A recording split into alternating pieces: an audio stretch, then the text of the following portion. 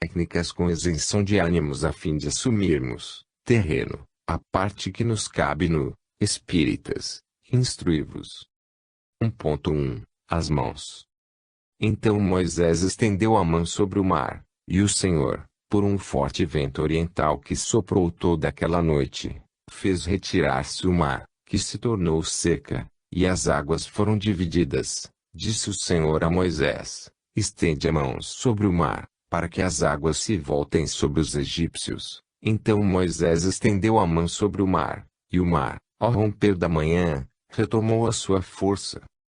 Após a ressurreição, Jesus então os levou para Betânia e, erguendo as mãos, os abençoou. Muitos sinais e prodígios eram feitos entre o povo, pelas mãos dos apóstolos. Com estas três citações bíblicas cronologicamente dispostas, vemos o realce que sempre tiveram as mãos nos fenômenos mediúnicos, e não só nas curas. As mãos, como verdadeiros polos emissores de fluidos, sobressaem-se das demais partes do corpo humano, mesmo que reconheçamos o fato de outras extremidades físicas serem também sensivelmente importantes neste mistério, assim como ocorre com alguns orifícios fisiológicos, posição largamente demonstrada nos fenômenos de ectoplasmia sem falar especificamente nos atributos dos olhos. Mas, mesmo levando-se em consideração toda essa variedade de pontos emissores de fluidos, não podemos subestimar nem diminuir a importância das mãos, relevando, contudo, o ascendente da mente que é, definitivamente, a vera diretriz de todo o processo fluídico. Deixando-se a mente de lado e nos detendo apenas no que toca ao corpo orgânico, as mãos teriam, e têm, lugar primacial como condutoras do processo fluidoterápico. Tanto que, vários escritores iniciados orientais afirmam nelas se localizarem importantíssimos chakras secundários. Neste ponto, surge uma situação interessante. Se as mãos são tão importantes, mas a mente é quem governa, porque há necessidade de movimentá-las e quem não as tem, pode aplicar passes. Raciocinemos, devido aos nossos condicionamentos reflexos, estabelecidos desde que, como princípio espiritual nos estruturamos no reino animal, caracterizamos nossas mãos primacialmente como veículos táteis de relação com o mundo, por meio das quais damos e recebemos, tocamos, apalpamos, alisamos, sentimos enfim. Hoje, quando queremos transmitir fluidos a alguém, somos compulsivamente chamados a depositar as mãos naquela direção, como um verdadeiro reflexo fisiológico de uma atitude psicológica. Com isso, nossas extremidades corporificaram a função de catalisadores psíquicos, ou seja, estimulantes naturais impulsionados pelos reflexos condicionados de doarmos ou recebermos com as mãos. Por idêntico caminho, atendendo aos mesmos reflexos, o soma perispiritual, em suas extensões psíquicas, registrando a existência espiritual, mental, do órgão ausente no corpo patrocina a evidência também psíquica dos braços ou mãos invisíveis, permitindo, dessa maneira, a ação mental dos manetas como se mãos físicas tivessem. Daí, a necessidade da movimentação das mãos ser, por vezes, necessária, pelo menos até que adquiramos o domínio do direcionamento e da movimentação raramente mental, assim como podemos concluir que os manetas igualmente podem aplicar passes. Como exemplo, quem nunca tenha apalpado uma escrita em braille, não conseguirá perceber naquelas marcas nada mais que rugas, enquanto aquele que desenvolveu sua capacidade tátil específica nesse campo conseguirá dali extrair tudo que imaginamos só ser possível com os olhos. Por complexo possa parecer, o processo se assemelha ao verificado nos tratamentos fluídicos quando, de maneira correta, os passistas ou curadores tratam das doenças sem tocarem nos corpos dos pacientes enquanto estes sentem o tratamento não apenas na epiderme mas, muitas vezes, em suas próprias entranhas.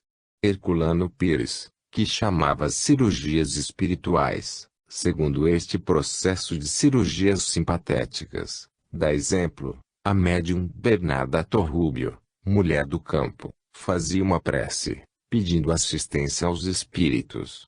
Estendia as mãos sobre o doente, sem tocá-lo. Este sentia que mexiam por dentro em seus órgãos doentes, ocorriam-lhe ânsias de vômito, mas quem vomitava era a médium. O doente se sentia fraco, abatido como se tivesse passado por uma intervenção cirúrgica. As dores internas confirmavam essa impressão. A recuperação era rápida e total. Num exemplo como esse fica claro que não era necessário o médium tocar o órgão doente, sequer roçar-lhe a pele. Apesar disso, os órgãos eram atingidos, forma direta e irretroerguível, com consequências físicas verificáveis. Isso evidencia que os órgãos perispiríticos do paciente não estavam necessariamente dentro do corpo físico, assim como, no caso do maneta anteriormente referido, ele precisa das mãos senão pelo condicionamento dos reflexos a elas ordenados. Sermos mais claros ainda, uma pessoa sem braços poderá fazer projetar seus fluidos de cura a partir de outros órgãos, e sua mente se encarregará de fazer o direcionamento compatível e cabível que o caso requeira. Isto indica para casos excepcionais, há condições aparentemente excepcionais, mas, como regra, são as mãos as melhores extremidades de liberação fluídica. Vale seja observado que nos informa Albert de Rochas, ora o eflúvio envolve todo o corpo, ora é localizado nas suas extremidades. Em todos os casos, e absolutamente solidário com a forma e a posição do corpo, todos os sensitivos descrevem o eflúvio como uma chama que sai do corpo, quer por toda a sua superfície, apresentando uma forma arredondada, quer pelas duas extremidades, se tem uma forma alongada. Reconhecemos ficar patente que as mãos, neste mister, têm uma valência mais alta que outras estruturas orgânicas, donde sua importância. Entretanto, parece haver uma aparente discrepância com o que vimos falando sobre a atuação do maneta, já que de Rochas fala da solidariedade dos eflúvios com o corpo. Raciocinemos, dentro de duas suposições. O maneta poderá ter braços perispirituais ou não. O que isso significa?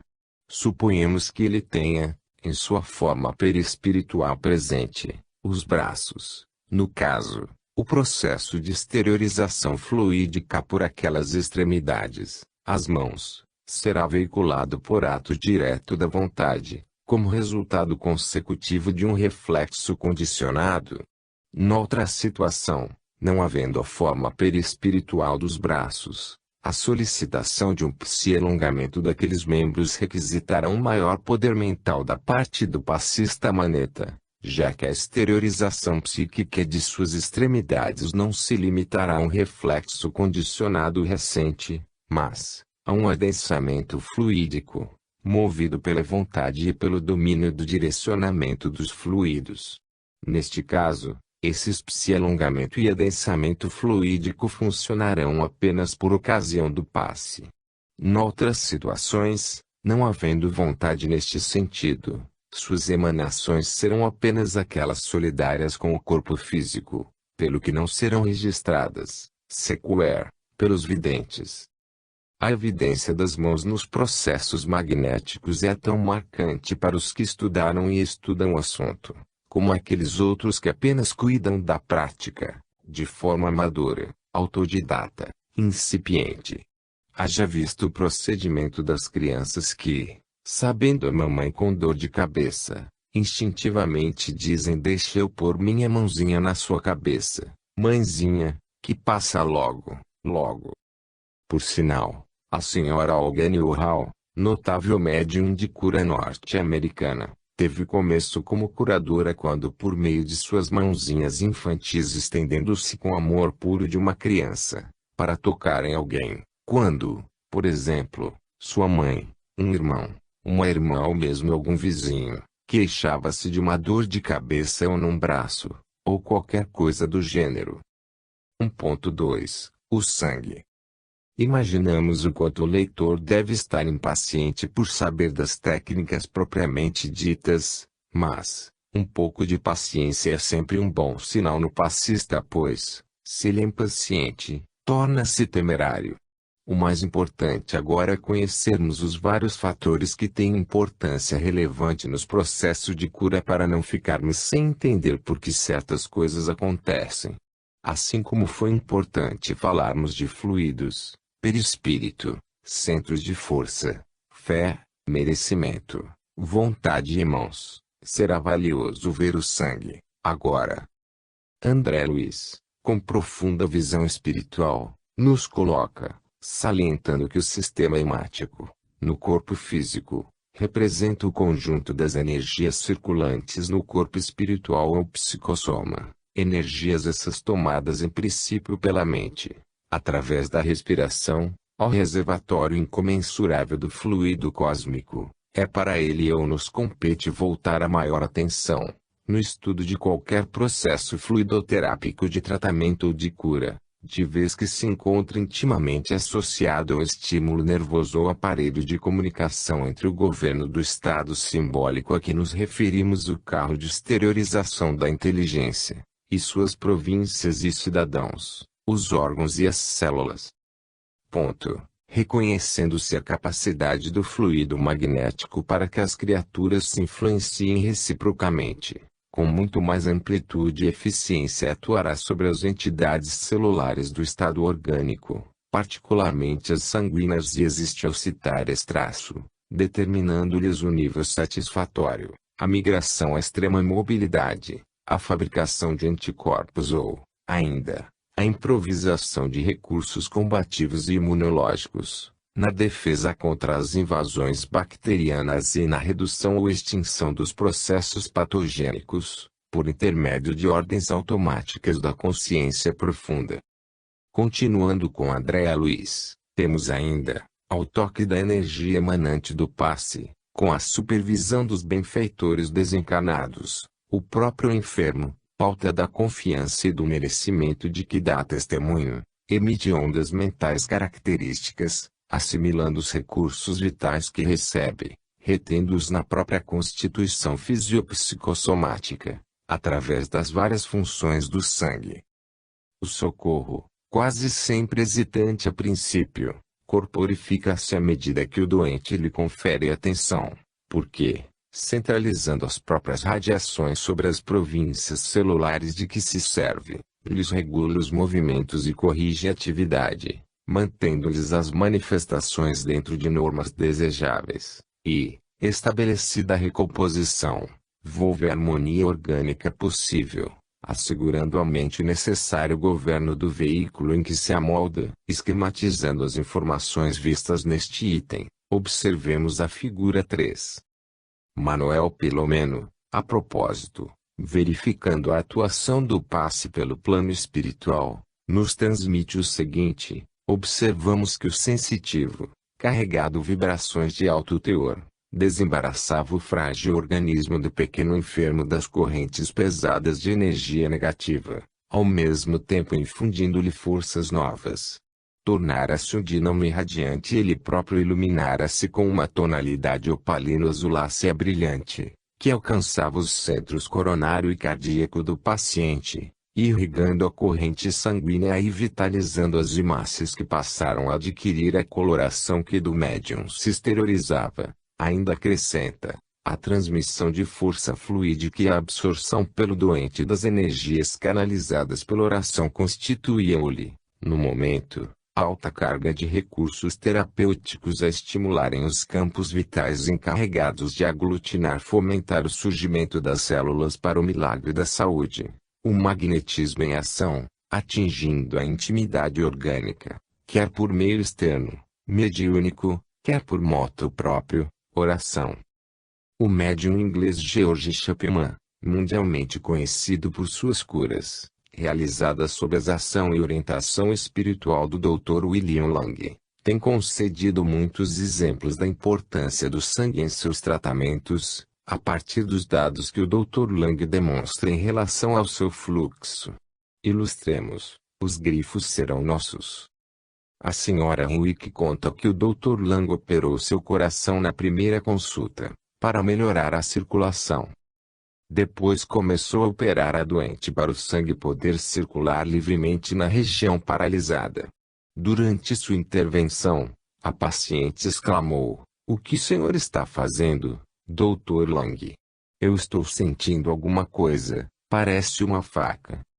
Pediu-me para que deitasse sobre o divã e disse que começaria por uma operação no coração para aumentar a circulação do sangue nos olhos. Em seguida compreendi que ele operava meu perispírito, 2 centímetros mais ou menos acima do meu corpo terrestre. O Dr. Henry Bieler, um pioneiro no estudo da nutrição, conta-nos que o sangue, além de funcionar como combustível do corpo físico, pode fazer muito mais por nós, pode ser nosso melhor medicamento. Estaria ele se referindo apenas aos aspectos da nutrição ou conhecia a ação dos fluidos magnéticos no sangue? Os que estudam o magnetismo através dos ímãs, o que não é nosso caso, também acusam o sangue de ser um grande agente de cura. Observemos esta passagem. Isto indica que o campo magnético afeta profundamente o sangue e acarreta muitas alterações ao corpo. Também através do sangue magnetizado são assegurados a regularidade do ritmo magnético e o valor magnético das diferentes células, o que finalmente conduz a uma perfeita harmonia magnética do corpo. M. Matheus de Souza.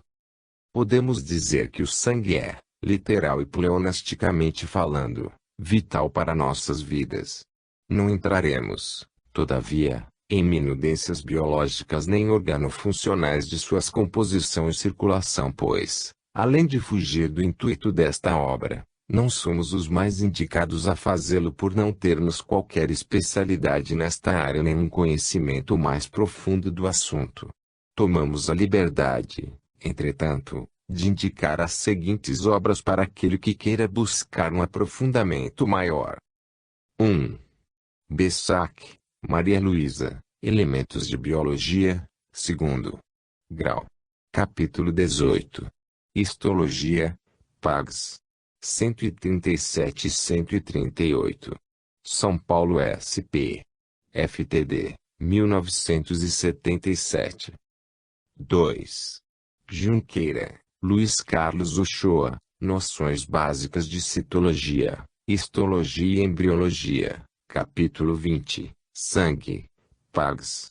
121 a 125, Sexta ed., Sá, Paulo SP. Nobel, 1974. 3. Histologia Básica, Capítulo 12, Células do Sangue, Pags. 222 a 239. 3. ed., Rio de Janeiro RJ. Guanabara Kogan, 1974. 4. Gitton, Arthur C.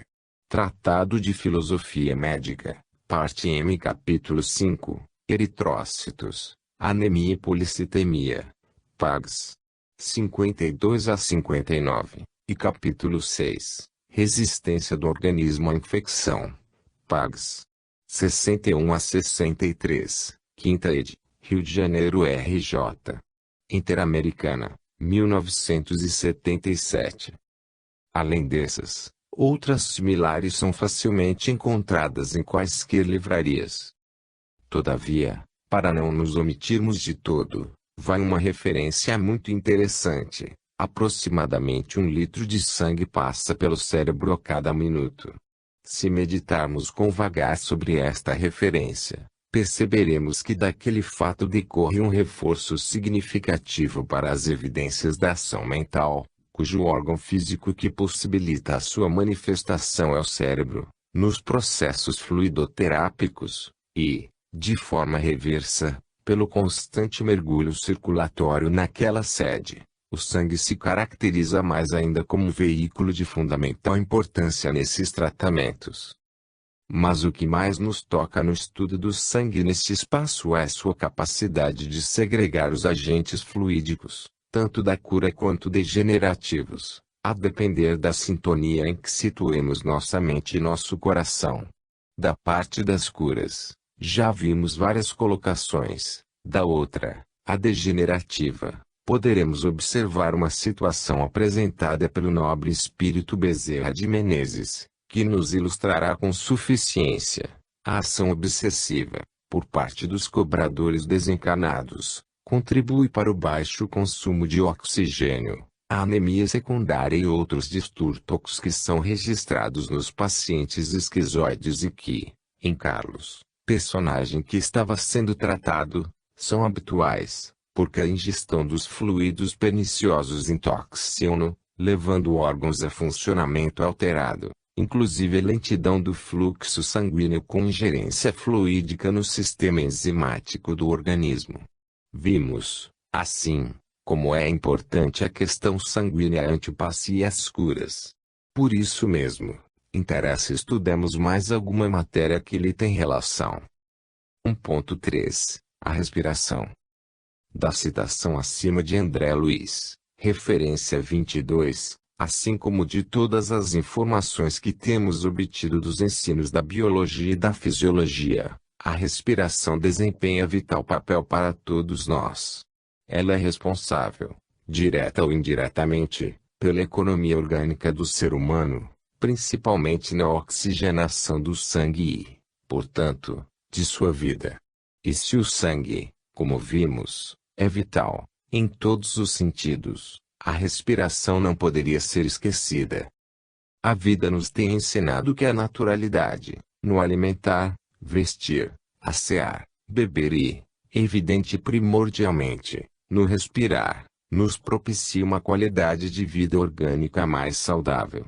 Apesar de evidente, entretanto, nem sempre assimilamos eficientemente os benefícios do ar. Se de um lado precisamos buscar-lhe as fontes mais puras, por outro carecemos de um princípio e de pelo menos um método. As fontes puras são os ambientes despoluídos onde a vida animal e vegetal vivem em perfeito equilíbrio, com o ar isento de certos miasmas. O princípio básico é que se inspire e expire o ar pelas fossas nasais, seu canal natural. Relativamente ao uso da boca como respiradouro, tal sistema não deve ser nosso caminho normal, pois àquele órgão faltam os filtros próprios do sistema respiratório nasal. Para se ter uma ideia, o nariz filtra o ar tão bem que dificilmente uma partícula de poeira maior que um glóbulo vermelho do sangue, apenas 8 micra de espessura, consegue atravessá-lo. Entretanto, para certos exercícios respiratórios, tão só no que toca aos momentos de expiração, a boca pode ser utilizada sem maiores prejuízos. Pelo preâmbulo, podemos sentir como é importante os cuidados que devemos ter com a respiração. Mas, não sendo nosso propósito entrar no âmago deste assunto, apenas registraremos alguns tópicos. 1. Como dissemos e queremos deixar bem enfatizado, devemos respirar e expirar o máximo possível pelas narinas. 2. Tanto quanto possível, respirar o mais puro ar, o contato com a natureza, no campo, numa fazenda, numa praia despoluída ao amanhecer, nos atende em tal requisito, salvo raras exceções. 3. Fazer exercícios de respiração de forma moderada, mas constante, renova nossas energias e favorece a circulação sanguínea, com isso possibilitando-nos a elaboração orgânica de bons e saudáveis fluidos magnéticos, o que nos projeta como melhores doadores e receptores fluídicos. 2. As técnicas. Sendo o magnetismo grande e responsável pela codificação das técnicas que iremos tratar, não desejaríamos abordá-las sem, antes, considerar alguns aspectos que o envolvem diretamente. 2.1 O magnetismo. Quando anteriormente falamos de Maxwell, estávamos antecipando, de certa forma, dados históricos do magnetismo. Mesmo procurando não fazer longas retrospectivas, vejamos um pouco da história desta ciência para melhor nos situarmos no tempo quanto à sua realidade. Com isso, inclusive, atender o que prometemos quando, nas definições do nosso primeiro capítulo, Dissemos que trataríamos deste assunto mais adiante, é o que faremos agora. 2.1.1 Breve História. Michaelis nos faculta a possibilidade de uma panorâmica bem ampla quando, de início, nos confirma que o magnetismo animal não surgiu com Mesmer. A sua prática remonta a eras imemoriais. Os sacerdotes nos templos dos deuses no Antigo Egito, segundo parece, já eram iniciados nos segredos da experimentação magnética. Já no século XV, se falava na simpatia magnética, um sistema perfeitamente análogo, nas suas bases essenciais, ao que tinha sido formulado por Paracelso. E no século XVII Van Helmont já usava o nome de magnetismo animal. A essência do mesmerismo encontra-se nas 27 proposições da sua primeira memória impressa em 1779, das quais as mais importantes são as seguintes. Primeira, a influência dos astros uns sobre os outros e sobre os corpos animados. Segunda, o fluido universal é o agente dessa influência. Terceira, essa ação recíproca está submetida a leis mecânicas. Quarta, os corpos gozam de propriedades análogas ao imã. Quinta, essas propriedades podem ser transmitidas a outros corpos animados ou inanimados. Sexta, a moléstia é apenas a resultante da falta ou do desequilíbrio na distribuição do magnetismo pelo corpo. Em 1787, o Marquês de Puységur, Armand Jacques de Chastenet, descobriu a um só tempo o sonambulismo, a sugestão mental e a transmissão do pensamento. Em 1785, Deleuze, José-Philippe François, iniciou seus estudos e as suas observações sobre o magnetismo. Deleuze tornou-se um grande magnetizador e, pela prudência, critério e operosidade, muito fez pela causa do magnetismo, em cujo fenômeno reconheceu não só um efeito físico, mas também espiritual. 1818, Chardel apresentou uma curiosíssima obra Consideração da Academia de Berlim, sob o título Memória sobre o Magnetismo Animal. Em 1819, Bruno publicou um livro, Dos Princípios e dos Processos do Magnetismo Animal e das suas relações com as leis da física e da fisiologia, repleto de experiências e observações, tendo realizado com êxito a magnetização à distância. Logo a seguir, ainda em 1819, surgiram dois notáveis magnetizadores, Barão du Potet e Charles Lafontaine, ambos autores de interessantes livros e memórias. Em 1841, o médico inglês Bride, depois de profundamente impressionado com as experiências de Lafontaine, lançou as bases do hipnotismo moderno, qual deriva diretamente de Mesmer.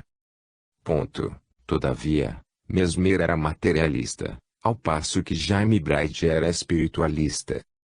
Michaelis, entretanto, não fez menção ao Maxwell, de quem buscamos referências na obra de Albert de Rochas. Maxwell, na única obra que deixou, pode ser considerado o pai do magnetismo animal. As teorias de Mesmer em parte tinham sido bebidas nas de Maxwell. Ele foi mais longe que Paracelso, 1493 a 1541, e Van Helmont, 1577 a 1634, que o precederam de alguns anos. O livro de Maxwell é intitulado De Medicina Magnética Libre 3, em que buscam teoria quam praxis continetur, auctori Guilherme Maxwell, de Descoto Britano. Frankfurt, 669. O seguir, algumas de suas conclusões. A alma opera fora do que se chama seu próprio corpo. De todo o corpo escapam raios corporais, nos quais a alma opera por sua presença e aos quais dá energia e força para agir. Esses raios, que são emitidos pelos corpos dos animais, têm afinidade com o espírito vital, Spiritu vitali guadende, pelo qual se efetuam as operações da alma. Vi. Basta que uma parte do corpo seja afetada, isto é, que o seu espírito seja lesado, para que as outras fiquem doentes. Xi. A mistura dos espíritos produzem a simpatia e desta nasce o amor. Desejando aprofundar conhecimentos, sugerimos a obra referida, onde encontram todas as teorias de Maxwell.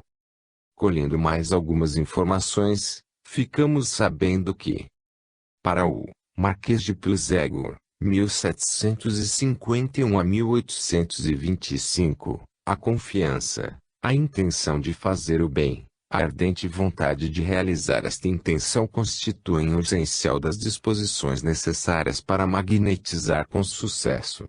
Ele não utilizou, nem seus sucessores, a selha de Mesmer. Deleuze, 1754 a 1835, absteve-se de toda inovação teórica e multiplicou as observações, insistiu na utilidade de estabelecer uma relação entre magnetizador e o magnetizado antes de qualquer tentativa experimental ou terapêutica. O Barão do Potete de Senevoi, 1786 a 1881, obteve resultados de fazer cair para trás, diz Louis Figuier, os mais robustos adversários do magnetismo. La Fontaine, 1803 a 1892, considerava o magnetismo como um agente físico mais ou menos submetido à ação da vontade. Dr. Hector D'Urville, 1849 a 1923, um mestre até então inigualável, experimentador ponderado, metódico, consciencioso, era dotado de uma irradiação pessoal extremamente poderosa que utilizou, infatigavelmente, de um lado para curar e por outro lado para pesquisar, mais cientificamente do que seus precursores, as leis do fenomenismo magnético 41.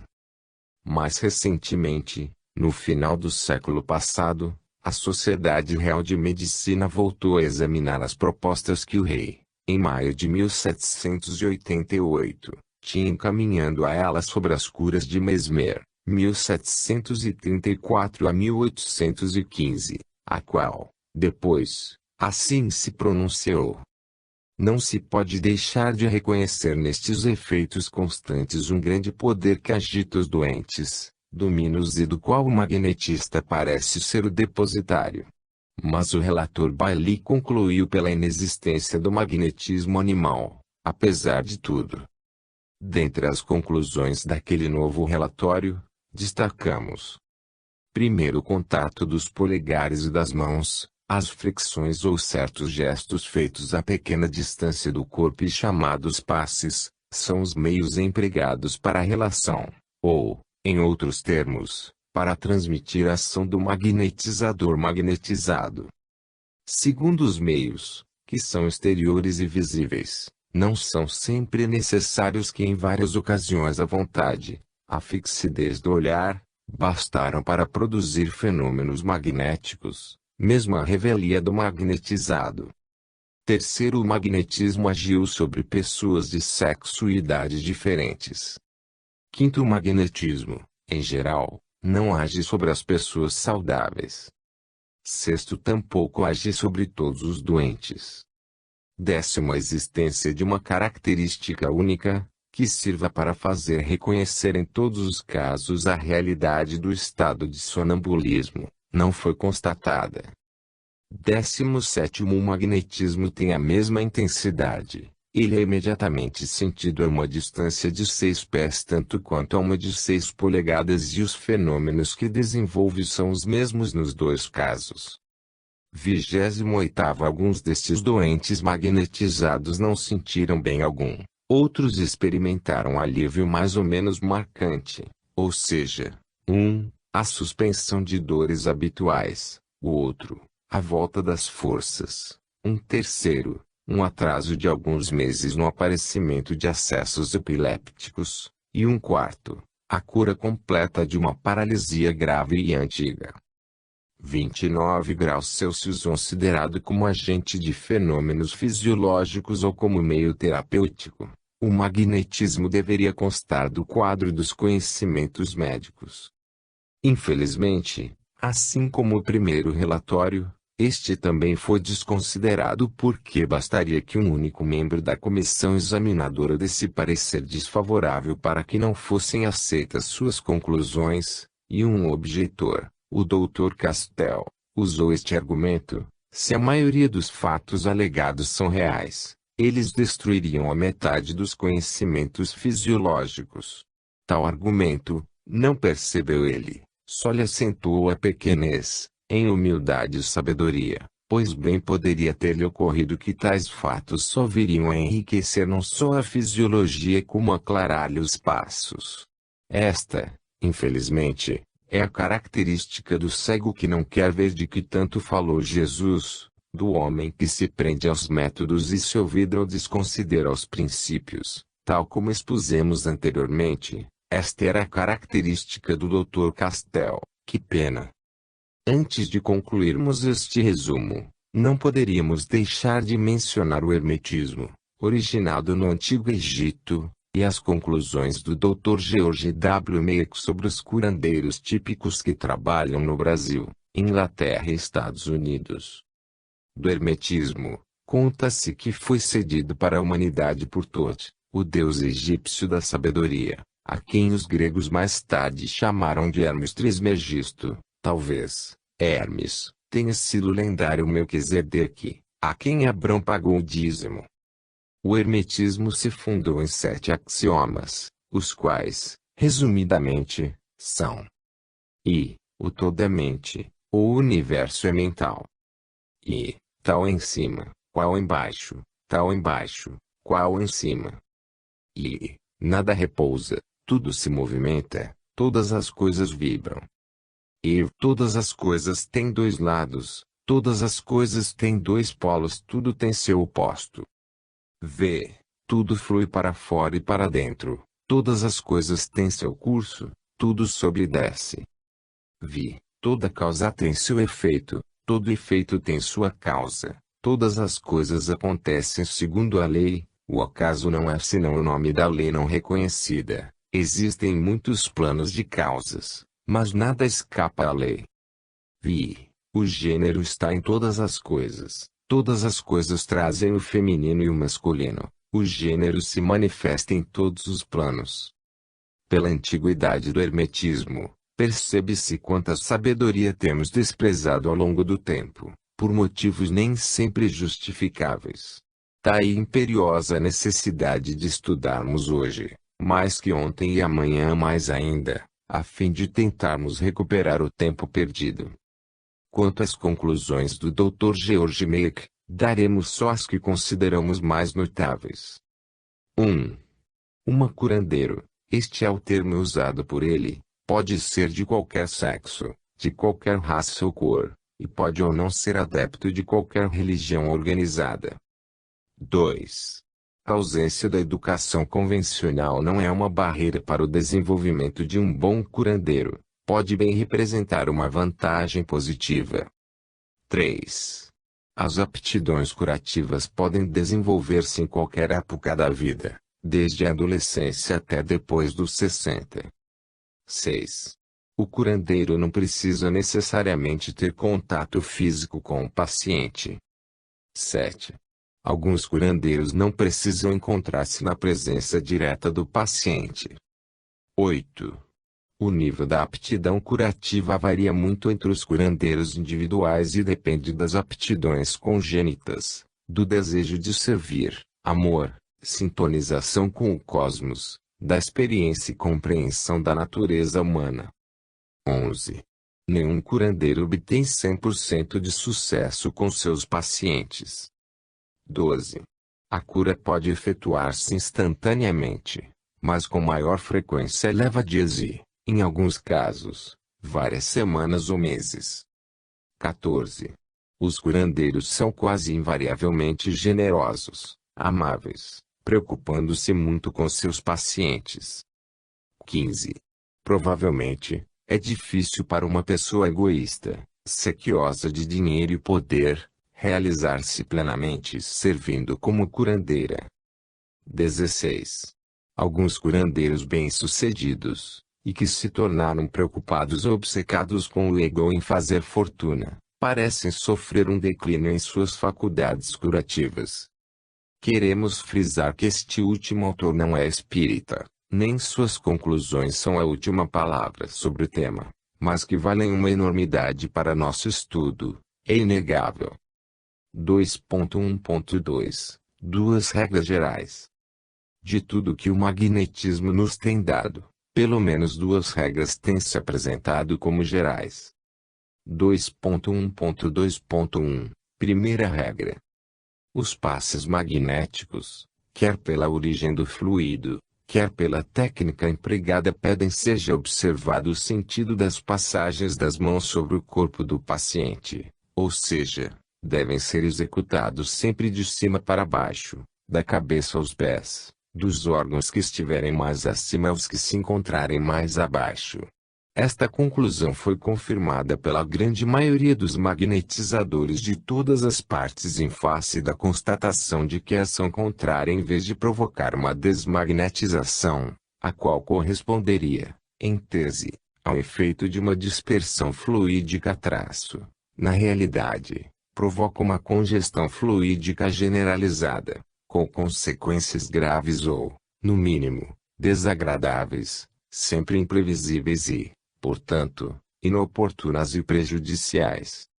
Como corolário desta regra, sempre que há movimentação de mãos, passes, sobre o corpo do paciente, ao final de cada percurso devemos afastá-las do mesmo, fechá-las, sem necessidade, contudo, de fazê-lo com força ou contração muscular, nem ficar a sacudi-las, tornar as mesmas ao ponto onde vai ser reiniciado o percurso e só aí reabri-las, para seguir novo percurso ou mudar de técnica. Isto é que ensina a teoria. As explicações? Vejamos. Já vimos que quando se está procedendo a um passe magnético quanto à origem dos fluidos, estes são basicamente do médium, do magnetizador. Também já observamos que as mãos são os catalisadores de maior liberação fluídica do nosso corpo, mormente quando fazemos aplicação de passes. Mesmo sabendo e reconhecendo que a mente é a propulsora da estrutura organizacional, liberativa e orientadora dos fluidos, é pelas mãos que fluem, de forma ininterrupta, durante o trabalho do passe, os fluidos em disposição à manipulação. Daí a necessidade de se fechar as mãos a fim de psiquicamente, por reflexo fisiológico, se interromper a perda ou fuga fluídica. Insistimos seja notado que aqui estamos tratando de fluidos anímicos e não espirituais. Quanto à questão da congestão fluídica, lembremos que os centros de força são estruturas especializadas do perispírito para receberem as energias de que carecemos e fazê-las fluir para ele como um todo, bem como para expelir as próprias emanações que se estabilizam no duplo etérico e na aura. Os fluidos atingindo as zonas perispirituais, via centros de força, que são, teoricamente, externos aos plexos, alcançam o corpo físico através do funcionamento destes. Conforme vimos no capítulo 4, item centros de força, o coronário vibra em maior intensidade, o que lhe dá maior poder de captação, enquanto os demais lhe são, de todo, subsequentes. Como os fluidos magnéticos, animais ou espirituais, são de origem externa ao paciente e seu ingresso se dá no sentido dos campos energéticos criados pelos centros de força, figura número 4. Isso nos indica que a corrente fluídica percorre o soma, naturalmente, de cima para baixo, a nível de centros de força. Portanto, como as captações fluídicas por ocasião do passe se verificam no sentido cabeça, pés, o retorno das mãos abertas, emitindo fluidos no sentido contrário ao fluxo natural, cria bloqueios ou concentrações congestivas em vários setores dos centros de força que, transmitidos ao corpo, provocam toda sorte de mal-estares e consequências outras. Raciocinemos por analogia. Suponhamos um mergulhador que vai executar seu mergulho numa piscina e lá deverá se demorar submerso. Para obter bom resultado, ele encherá os pulmões de ar antes de mergulhar. No fundo, ficará enquanto suportará. Para estender um pouco mais seu tempo de submerso, irá esvaziando os pulmões pouco a pouco, sem poder aí todavia, inspirar. Se tentar, o que acontecerá? Ele literalmente se afogará. Por quê? Porque as vias respiratórias principais e secundárias são para receber ar e não o líquido, nessas condições. Ou seja, fora do mergulho ele tanto pode inspirar quanto expirar, porém, mergulhado só tem a liberdade de expirar.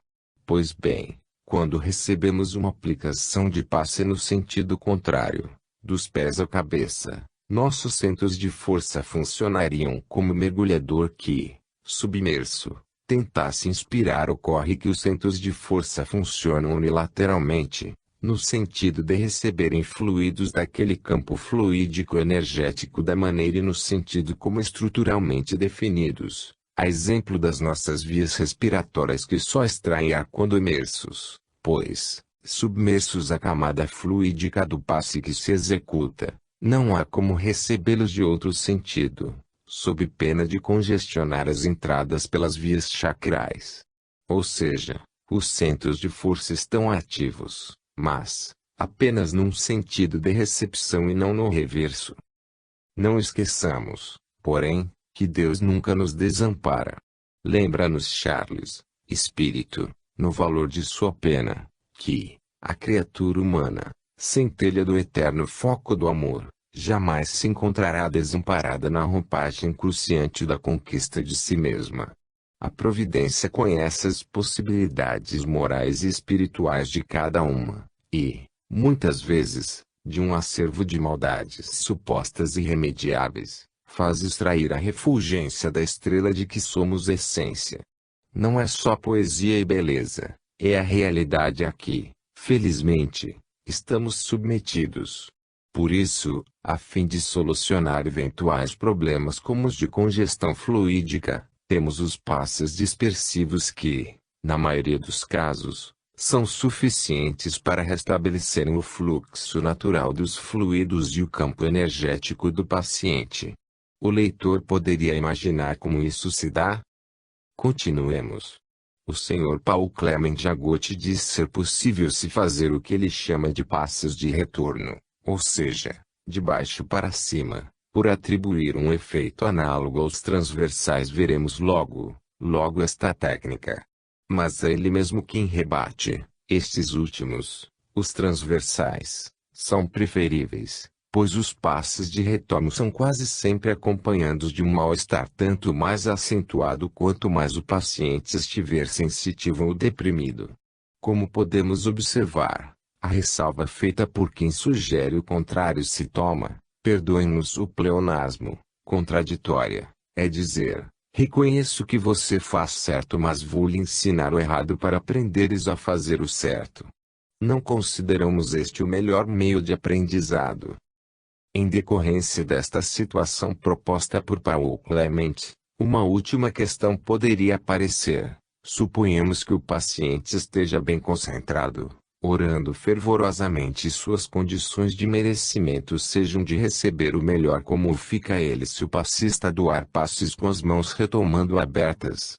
Já vimos que o merecimento, a oração e a fé são de grande valia para o tratamento fluidoterápico. Essas situações, quando favoráveis, criam um sistema fluídico de defesa eficiente para aquele que estiver psiquicamente equilibrado, prevenindo-o de qualquer assalto indesejável, venha de que fonte ou situação vier. Assim sendo, o paciente não receberá congestão fluídica por motivo de suas autodefesas. No caso de o passista estar incauto, o processo de congestão fluídica poderá voltar-se em sua direção, atingindo, caso ele também esteja bem preparado, harmonizado, no máximo sentirá alguma dificuldade na aplicação do passe, enquanto o paciente poderá no máximo registrar pouca eficiência naquela fluidificação. Ou seja, O mal não atinge a quem não merece recebê-lo, enquanto que o bem nunca se perde. Retomemos o exemplo do mergulhador que usamos há pouco para ilustrar melhor esta nova situação. Para que ele tenha condições de receber ar quando submerso, deverá estar protegido por um escafandro equipado com um respiradouro. Isso, no nosso exemplo, equivaleria ao nosso paciente bem preparado, portanto, isolado pelo escafandro moral e, por ele, com condições de assimilar os fluidos em qualquer circunstância. Receberia o fluido, como o mergulhador obteria ar pela respiração artificial. Só que não seria tão natural ser feito, como, exemplo, a respiração fora da água. Será que clareou? Esperamos. Desse tipo de ocorrência já testemunhamos vários casos, e com vários médiuns diferentes. Caso o leitor venha a observar ou já tenha notado alguma situação parecida, entretanto, anote-se bem, jamais a provoque, pois é uma atitude, quando consciente, irresponsável e indigna. Atente que, se o paciente for atingido pelo efeito congestão fluídica, sairá tonto, com enjoos, se sentindo mal. Se no médium, reações semelhantes se verificarão. Nesses casos, já sabemos como agir: dispersão de fluidos. Ressaltamos, contudo, que nem todo caso de tonturas, enjoos ou mal-estares após o passe seja devido apenas a esse fator. Outros motivos podem influir, mas, ainda aí, a dispersão, no sentido de técnica de passe, é a solução ideal. 2.1.2.2 Segunda regra. O passista deve entrar em afinidade, em sintonia, em relação, em contato com o paciente. Isto quer dizer, sob o ângulo espírita, o seguinte: o passista, pela oração e por uma imposição de mãos, procura modular suas vibrações, fluídicas, psíquicas e mentais, as do mundo espiritual que o assiste, a fim de melhor sorver as energias daquele plano, ao tempo em que deve nutrir o desejo sincero e alimentar a vontade firme de ajudar seu paciente. Alice a isso, um sentimento profundo e sincero de muito amor por ele. Isto favorece o estabelecimento de um clima propício para a cura, pelo menos no que diz respeito às obrigações do passista naquele instante. Sob o ponto de vista do magnetismo, o entrar em relação é criar uma empatia, um clima de confiança e amizade entre magnetizador e magnetizado. Relação essa que requer do magnetizador um componente psicológico positivo, tanto de segurança quanto de equilíbrio e moralidade. A respeito, a explicação de Kate Wood é notável. A empatia é muito importante no relacionamento com seu paciente, porque o próximo passo será senti-lo absorvendo a energia que você está transmitindo. Sobre esta regra, podemos afirmar que ela é válida inclusive nos planos espirituais. Vejamos André Luiz em sua primeira intervenção no campo do passe, entendendo que não deveria socorrer utilizando apenas a firmeza e a energia, mas também a ternura e a compreensão, disse, procurando captar-lhe a confiança: vamos ao passe reconfortador. Fica patente a necessidade de empatia por ele sentida e referida. Mas, não foi apenas nesse momento que encontramos esse registro. Vejamos esta outra referência: estabelecido o clima de confiança, qual acontece entre o doente e o médico preferido, cria-se a ligação sutil entre o necessitado e o socorrista e, por semelhante ela de forças, ainda imponderáveis no mundo, verte o auxílio da esfera superior, na medida dos créditos de um e outro. De outro ângulo, José Leon me ensina que, antes de empreender toda ação magnética, é preciso pôr-se em relação, isto é, estabelecer uma corrente de transmissão fluídica entre o médium curador e o enfermo. E prossegue: certos médiums fazem o contato por uma simples imposição das mãos sobre a fronte do paciente. Se observarmos atentamente, veremos que esta segunda regra geral faz parte de qualquer área de relacionamento interpessoal, especialmente a nível médico. Tanto é verdade, Que qualquer de nós tenha ao menos uma história a contar sobre o sucesso ou insucesso de uma ocorrência, com base na maior ou menor empatia à vida entre as partes. Para enfeixar o assunto, podemos raciocinar que se na medicina, onde normalmente se lida com valores bem mais materiais que espirituais e fluídicos, a necessidade da empatia é irrefutável e, muitas vezes, a grande responsável pela melhora dos pacientes, que se deduzir em relação ao passe espírita. 2.2 A imposição de mãos. Sem dúvida alguma, esta é a técnica mais comum de se aplicar o passe, mais comum e mais universal. Como já podemos observar, desde as citações do Antigo Testamento até os dias atuais, é unânime a prática, o conhecimento e o uso desta técnica, não apenas por religiosos mas inclusive por leigos e até mesmo agnósticos. Lembra-nos Paul Clement Jagot que de um papiro descoberto por Ebers nas ruínas de Tebas, os tradutores extraíram esta frase característica: coloque tua mão sobre a dor e diga para Dosir. No livro dos mortos lemos: eu coloco as mãos sobre ti, Osíris, para teu bem, para te fazer viver.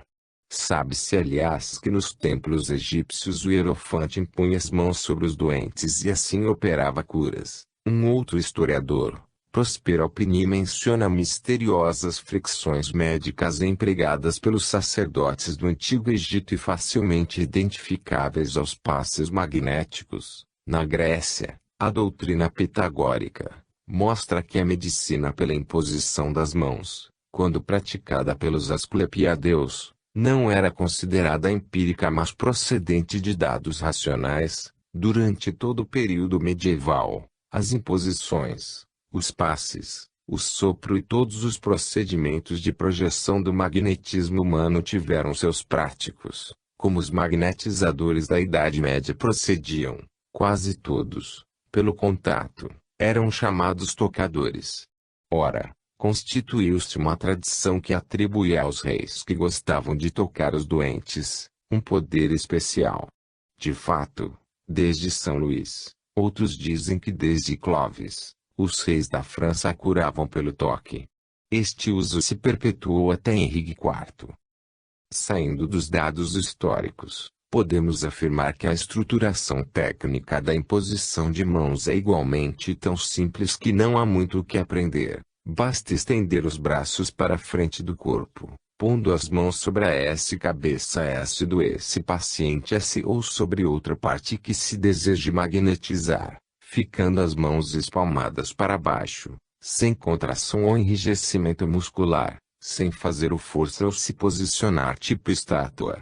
A par disso, e é o que é mais importante, manter-se orando firme e equilibradamente, pedindo ao Senhor bênçãos para o paciente, acionando a vontade de ajudar, de transmitir bons fluidos, favorecer a fluidificação espiritual, se for o caso, e esquecer qualquer vaidade, orgulho, rancor ou problemas materiais.